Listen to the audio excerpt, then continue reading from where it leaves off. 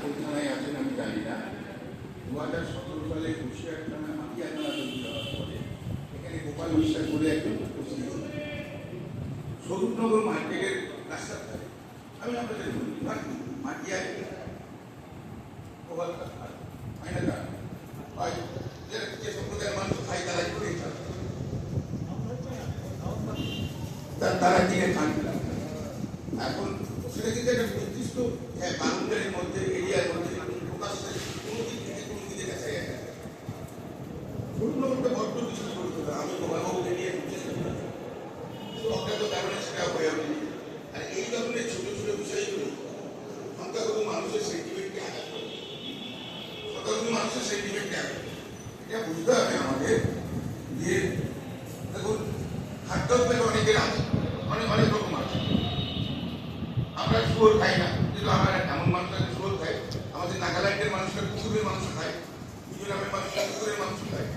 তাহলে এখন ধরুন না আমি বেড়াতে গেলাম, আমি হোটেলে মাংস খাইলাম, নাগাল্যান্ডে গিয়ে মিজোরামে গিয়ে আমার কুকুরের মাংস দিয়ে দিল, বা আমার সজিবাবুকে দিয়ে দিল, আমাদের ভালো লাগে কুকুরের মাংস খায়। এই যে বিষয়গুলো, এই বিষয়গুলো যে খাবার রুচিতে আছে, কিন্তু সেটা যেন একটা নির্দিষ্ট পদ্ধতির মধ্যে হবে। এই যে গভর্নমেন্ট যেটা বলে দেবে এটা ঠিকই আছে, কোনো অসুবিধা কিছু নেই। আর এই ধরনের এই ধরনের বিষয়গুলো সংখ্যাগুলো মানুষের সেন্টিমেন্টকেও আঘাত করে, সেগুলো কাউকে দেখতে হবে। কিন্তু আমাদের বসিরহাট 2 নম্বর ব্লকে আমি বলি ব্যক্তিগত পর্যায়ে আমার নিজের পর্যালোচনা সংখ্যালঘু মানুষরা এখানে যে কোরবানিটা দেয় এটা কিন্তু একটা নির্দিষ্ট জায়গায় ঘেরা জায়গা বলতেই দেয়, প্রকাশ্যে রাস্তার ধারে কেউ টাকিঘাটের উপরে দেয় না বা এটা দেয় না, মানে সংখ্যালঘু এলাকাদের মধ্যেই একদম পাড়ার মধ্যে তারা দিয়ে দেয়। এটা কিন্তু মানে অন্য সংখ্যাগুলো মানুষের সেটা করেও আমার মেয়ে কোরবানি খায়, কোরবানিতে দেয়, কিন্তু সে বুঝতেই পারে না যে কোথায় হচ্ছে। অবশ্য আমার বাড়ি কোরবানি হয় না, আমি দিলে আমাদের ছোট ফ্যামিলি আমাদের একটা ছাগল দিলে হয়ে যায়।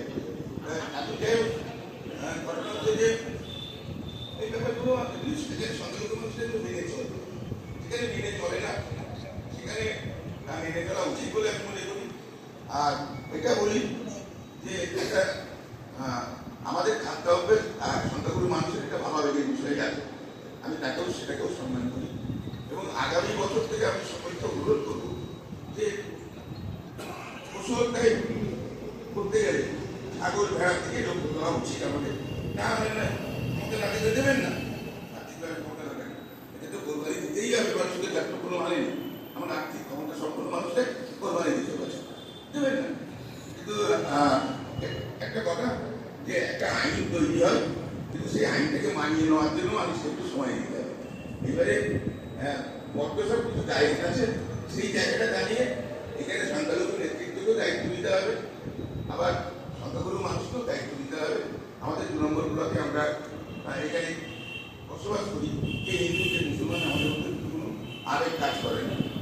এবং এই যে পরিবর্তন যেটা হয়েছে, এই পরিবর্তন যে একেবারে মেরুকরণের উপর পরিবর্তন হয়েছে, এটাও আমি মনে করি না, কারণ মেরুকরণের উপরে হলে তো আরো অনেক কিছু একটা কাজ। সুতরাং এটা ঠিক নয়। শাসকে একজন আসবে দলতান্ত্রিক পদ্ধতিতে, আবার পরিবর্তন গণতান্ত্রিক পরিবার করিও। সুতরাং গণতন্ত্রকে আমাদের মান্যতা দেওয়া উচিত। আর নতুন সরকারের সিদ্ধান্তকে আমাদের সকলে মেনে নিয়ে মাথায় ঠান্ডা করে চলা উচিত।